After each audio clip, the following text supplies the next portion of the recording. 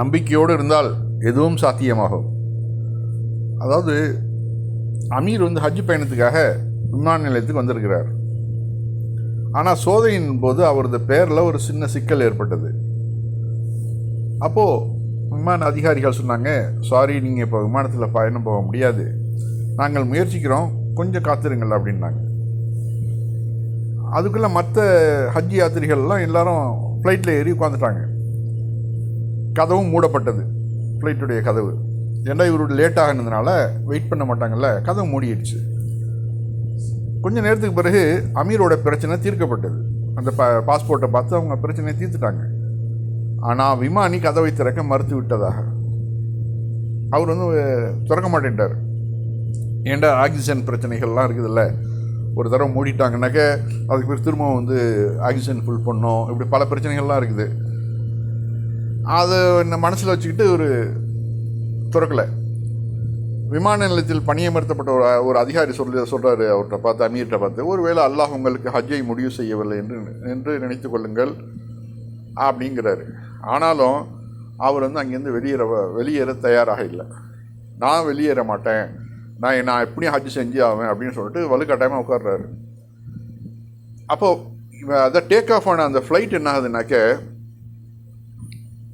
சில நேரத்திலேயே சிக்கல் ஏதோ ஒன்று ஏற்பட்டு திரும்பி வரதா சொல்லப்படுது. அதேமாதிரி திரும்பி அதே ஏர்போர்ட்டுக்கு திரும்பி வருது. அது பழுது பார்க்கப்பட்டது, சரி செய்யப்பட்டது. ஆனாலும் விமானி மீண்டும் கதவை திறக்கலை, நான் முடியாதுன்ட்டார். அது அதிகாரி அவர்கிட்ட திரும்ப சொல்கிறார், அமீர்கிட்ட, உங்கள் பேர் அதில் எழுதப்படலை, என்ன பண்ணுறது அப்படிங்கிறாரு. ஆனாலும் அமீர் முழு நம்பிக்கையோடு நான் ஹஜ் செய்ய விரும்புகிறேன், இன்ஷா அல்லாஹ் நான் செல்வேன் அப்படின்ட்டு சொல்லிவிட்டு அவர் உட்காந்துருக்கிறாரு. சிறிது நேரத்துக்கு போய் விமானம் மேலே ஏறின விமானம் மீண்டும் சிக்கல் ஆகுது. அது திரும்ப வருது. இந்த முறை விமானி சொல்லிட்டாரு, அமீர் வரும் முறை நான் பறக்க மாட்டேன் அப்படின்ட்டார். பாருங்க, சவுதி விமான நிலையத்தில் ஒரு வீடியோ எடுப்பதில் அமீர் இப்போது மிகவும் மகிழ்ச்சியாக காணப்படுகிறார்னு செய்தி அவரே போடுறாரு.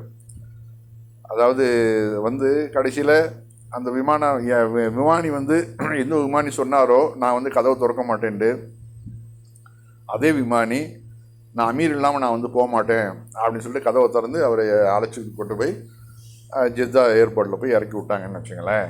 அது இறக்கிட்டு அந்த சந்தோஷத்தில் தான் அவர் பதிவும் போட்டிருக்கிறாரு.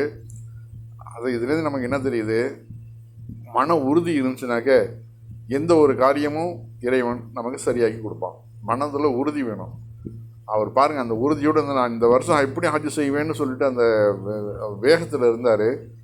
அந்த ஃப்ளைட்டு 2 தடவை ரிப்பேர் ஆகி மேலே போன ஃப்ளைட்டு திரும்ப கீழே இறங்கி வந்திருக்குது. திறக்க மாட்டேன்னு சொன்னீங்கன்னா நீங்கள் வாங்க, எவ்வளோ சந்தோஷத்தோடு அவர் வர்றாரு.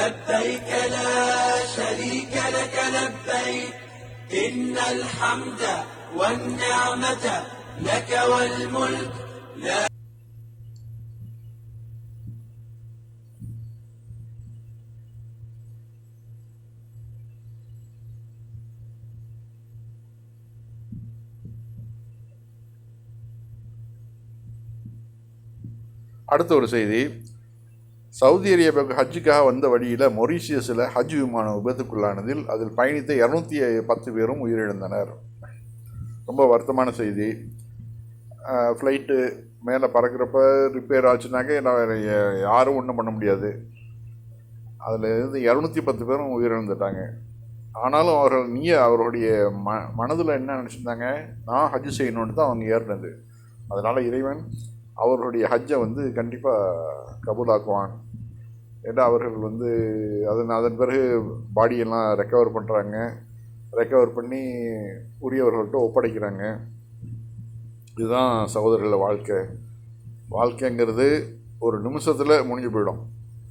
நான் பெரியவன், நீ சின்னவன், எனக்கு அவ்வளோ பணம் இருக்குது, எனக்கு இவ்வளோ பணம் இருக்குதுன்னா சொல்லி நாம் செருக்காக நம்ம அலையிறோம்ல, அதுக்கெல்லாம் இது மாதிரியான சம்பவங்களை பார்த்து நம்ம பாடம் படிக்கணும். வாழ்க்கைங்கிறது எந்த நிமிஷமும் உங்களுக்கு முடிவுரை எழுதப்படலாம். அதற்கான தயாரிப்போடு நம்ம எப்போதும் வெயிட் பண்ணியிருக்கோம். அந்த மக்கள்லாம் ஹஜ்ஜு செஞ்சு நாம் திரும்பவும் நம்ம நாட்டுக்கு திரும்பவும் நினச்சது தானே சந்தோஷத்தோடு ஏறியிருப்பாங்க. ஒரு நல்ல காரியத்தை தான் புறப்பட்டாங்க. ஆனாலும் இறைவன் என்ன நினச்சிருக்கிறான், அவர்களை வந்து அந்த இடத்துல அவர்கள் அனைவரையும் தன் வசம் அழைச்சிக்கிட்டான். அதில் ஏதோ ஒரு நன்மைகள் இருக்கும்.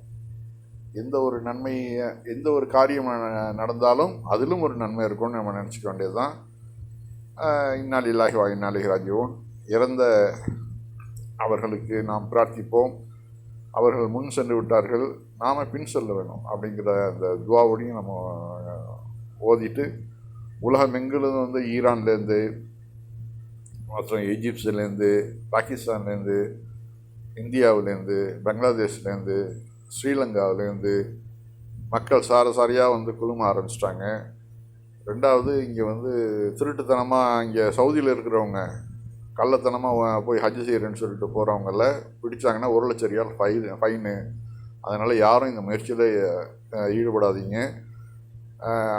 இது காரணம், சவுதி இவ்வளோ கவர்மெண்ட்டு இவ்வளோ ஸ்ட்ரிக்டாக இருக்குதுன்னா, அங்கே வரக்கூடிய அந்த ஹாஜிகளுக்கு இந்த இடைஞ்சலும் கொடுக்கக்கூடாது. ஏன்னா அவங்க வந்து இத்தனை லட்சம் பேர் தான் அலோவ் பண்ணோம் அப்படிங்கிற அந்த ஒரு டார்கெட் வச்சுருப்பாங்க. இவர்கள் கள்ளத்தனமாக உள்ளே போய் 1000 2000 உள்ளே போந்தாக்க அங்கே வந்து பல பிரச்சனைகளை அந்த சவுதி போலீஸார் வந்து சந்திக்க நேரிடும். அதனால் பல அசௌகரியங்கள் ஏற்படும், நெரிசல், கூட்ட நெரிசல் ஏற்படும். அதெல்லாம் தவிர்க்கிறதுக்கு நாமும் அது மாதிரி இதை தவிர்ப்போம்.